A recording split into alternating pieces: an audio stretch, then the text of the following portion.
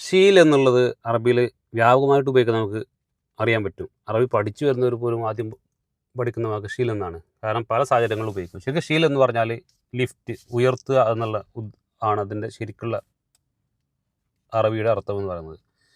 She'll എന്ന് പറഞ്ഞാൽ കൊണ്ടുപോവുക, എടുത്തുകൊണ്ട് പോവുക, മൂവ് ചെയ്യുക എന്നൊക്കെയാണ്. ഷീൽ സയ്യാറ, വണ്ടി എടുത്തുകൊണ്ട് പോവുക. ഷീൽ ഫുലൂസ്, പൈസ എടുത്തുകൊണ്ട് പോവുക, അതല്ലെങ്കിൽ പൈസ സമ്പാദിക്കുക എന്നുള്ള അർത്ഥമുണ്ട്. ഷീൽ ഫുലൂസ്, പൈസ സമ്പാദിക്കുക അല്ലെങ്കിൽ പൈസ എടുത്തുകൊണ്ട് പോകും. അങ്ങനെ ഷീൽ എന്ന് പറഞ്ഞാൽ കൊണ്ടുപോകും, ക്യാരി ചെയ്യൂ എന്നുള്ള അർത്ഥത്തിൽ ആണ് ഉപയോഗിക്കുക. അപ്പോൾ പല സാഹചര്യത്തിലും നമുക്ക് ഷീൽ എന്നുള്ള വാക്ക് ഉപയോഗിക്കാൻ പറ്റും.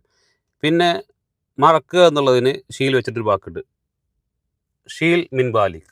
ഷീൽ മിൻ ബാലിക്, എന്തെങ്കിലും ടെൻഷൻ അടിച്ചിരിക്കുകയാണെങ്കിൽ ഷീൽ മിൻ ബാലിക്, അത് മറന്നേക്ക് എന്ന് പറയുന്നതിന് ഷീൽ എന്നുള്ള വാക്ക് ഉപയോഗിക്കും.